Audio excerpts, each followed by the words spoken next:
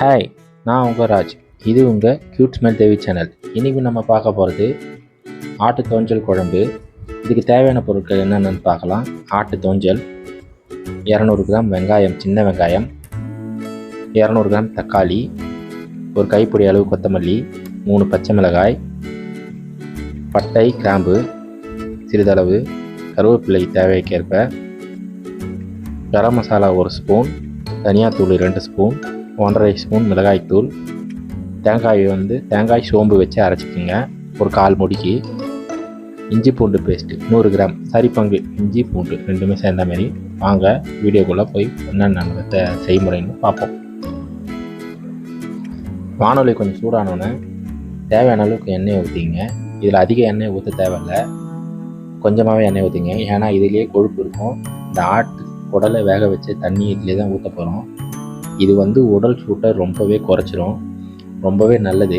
இந்த பனி டைமில் இந்த உடல் சூடையெல்லாம் குறைச்சி சில பேருக்கு ஹீட் பாடியாக இருக்கும், அவங்களுக்கெல்லாம் பார்த்திங்கன்னா உடல் சூடு அதிகமாக இருக்கிறதுனால உடல் சூடு ரொம்ப அதிகமாகிடும். இதனால் கட்டி இல்லைன்னா கண் கட்ராசை அந்தமாரி எதுனா ஒரு சில இதெல்லாம் இஷ்யூஸ்லாம் வரலாம். வாங்க பார்ப்போம். பட்டை ஒரு சிறிதளவு, எண்ணெய் காஞ்சோன்னே கிராம்பு ஒரு 4 போட்டுக்குங்க. பச்சை மிளகாய் 3, வெட்டி வச்ச பச்சை மிளகாய் 3 பச்சை மிளகாய் போட்டுக்குங்க.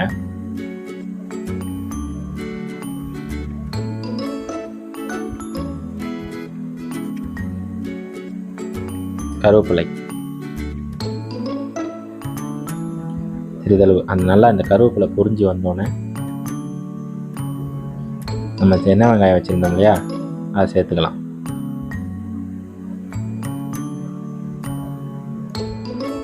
நல்லா சேர்த்து வதக்கிங்க. ஃப்ரெண்ட்ஸ், இது ரொம்ப நம்ம குடலுக்கு நல்லது. ஏன்னா இது சாப்பிட்டோன்னா காற்றா பஞ்சா பறக்கும் உடம்பு, அந்த அளவுக்கு உடம்புக்கு ரொம்ப நல்லது. ஏன்னா அந்த பனி டைமில் உதடு வெடி போடுறது, அதுவும் இல்லாமல் சில பேருக்கு சூடு ரொம்ப அதிகமாகிடும் இந்த பனிக்கு. அதாவது ஹீட் பாடி அவங்களுக்கு ரொம்ப உடம்பு சூடு அதிகமாகிடும். இது சாப்பிட்டா ரொம்ப குளிர்ச்சியாகும் உடம்பு. இது நீங்கள் ட்ரை பண்ணி பாருங்கள், நல்லாவே இருக்கும். ஃப்ரெண்ட்ஸ், நம்ம சேனலை சப்ஸ்கிரைப் பண்ணாமல் நிறைய பேர் பார்க்குறீங்க. தயவுசெய்து சப்ஸ்கிரைப் மட்டும் பண்ணிக்கோங்க. அதே பில் ஐக்கானையும் தட்டி வச்சுக்கோங்க. ஏன்னா அப்போ தான் உங்களுக்கு நாங்கள் போடக்கூடிய வீடியோக்கள் உடனுக்குடனே கிடைக்கும். இந்தமாரி பல வீடியோக்கள் உங்களுக்கு கொடுக்க எங்களுக்கு ஆசையாக இருக்குது. உங்களுக்கு தேவைப்படும் போது நீங்கள் கமெண்ட்டில் தெரிவிக்கலாம்,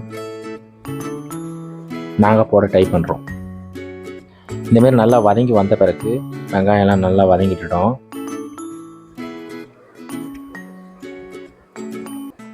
இந்த அளவுக்கு வதங்கிட்டோம். ஏன்னா வெங்காயம் நல்லா முழுசாகவும் வெந்துடக்கூடாது. ரொம்ப வதங்கிடுச்சுனாலும் ஒரு மாதிரி குழம்பே என்ன சொல்ல, அந்த சின்ன வெங்காயம் டேஸ்ட்டே அந்த பாதி வெங்காயம் வதங்கும் போது தான், அப்போ தான் நல்லா டேஸ்ட்டாக இருக்கும். இப்போ நம்ம இஞ்சி பூண்டு பேஸ்ட்டு சேர்த்துப்போம். இப்போ நல்லா வதக்கி விட்டுங்க. இஞ்சி பூண்டு சேர்த்த பிறகு இந்த பச்சை வாசனை போகணும் இஞ்சி பூண்டு பேஸ்ட்டில்.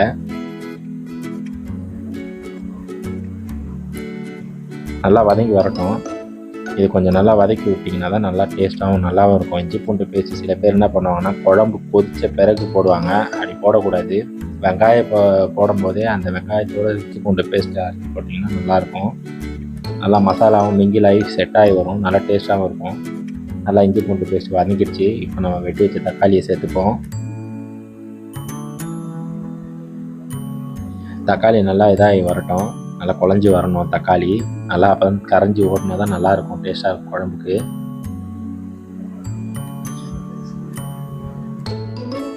இப்போ நமக்கு இது கூடவே உப்பு சேர்த்துப்போம்.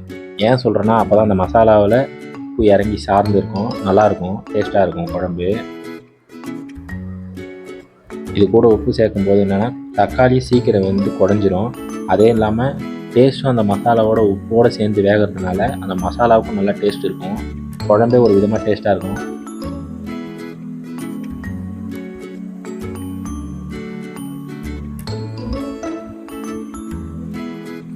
நல்லா வதங்கி வந்துச்சு பாருங்கள். அதை பாருங்கள், இந்தமாரி நல்லா குழஞ்சி வந்துடணும். நல்லா வதக்கி விட்டுக்குங்க. நல்லா வதங்கிருக்கு ஃப்ரெண்ட்ஸ். இதுமாதிரி வதங்கட்டும். நல்லா வதங்கிட்டோன்னே அது இல்லாமல் இந்த குடல் நம்ம இப்போ ஆல்ரெடி வேக வச்சு தான் வச்சுருக்குறோம். இதை வந்து நீங்கள் ரொம்ப ஓவராகவும் கழுவக்கூடாது குடலை. ஏன்னா அது கூட கொஞ்சம் சில அப்படியே அந்த பிசு பிசுப்போடு இருந்தால் தான் நல்லா இருக்கும், டேஸ்ட்டாக இருக்கும் தோஞ்சலை பொறுத்த வரைக்கும். நீங்கள் ஃபுல்லாக கழுவிட்டிங்கன்னா வெறும் தோல் மாரி தான் இருக்கும். ஓரளவுக்கு லிமிட்டாக கழுவிக்கிங்க, ரொம்ப அலசிக்காதீங்க போட்டு. வீடியோவிலே பார்த்துருப்பீங்க ஃபஸ்ட்டு இதுலேயே, அதை நான் கழுவி வச்சது தான் அது க்ளீனாக. இது வந்து போட்டின்னு சொல்லுவாங்க, அது கிடையாது. இது தோஞ்சல்ன்றது வேறு செட்டு. இது நீங்கள் கறிக்கடைக்காரர்கிட்டே கேட்டிங்கன்னா கூட கொடுப்பாங்க. இப்போது கரம் மசாலா சேர்த்துக்குங்க. கரம் மசாலா, தனியாத்தூள், மிளகாய்த்தூள் சேர்த்துக்குங்க.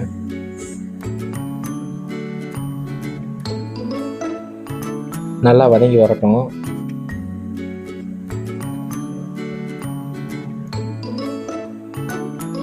நல்லா கொஞ்சம் பச்சை வாசனை போன பிறகு நம்ம வெட்டி வச்சுருக்கோம் குடல் ஆல்ரெடி. நம்ம அதை எடுத்து க்ளீன் பண்ணி குக்கரில் ஒரு 3-4 விசில் வச்சு நல்லா க்ளீனாக அதை வெட்டி வச்சுருக்குறோம். அதை நம்ம இப்போ சேர்த்துக்கலாம்.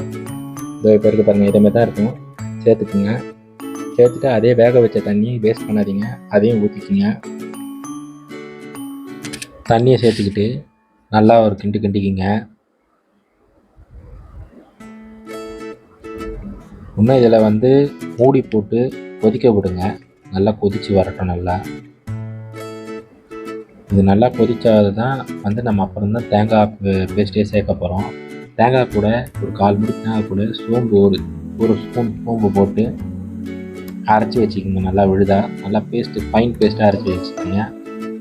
இந்த அளவுக்கு நல்லா கொதி வரட்டும். நல்லா இந்த அளவுக்கு கொதி வந்த பிறகு நம்ம எடுத்து வச்சுருந்தோம் இல்லையா கொத்தமல்லி, அதை நல்லா சேர்த்துக்குங்க.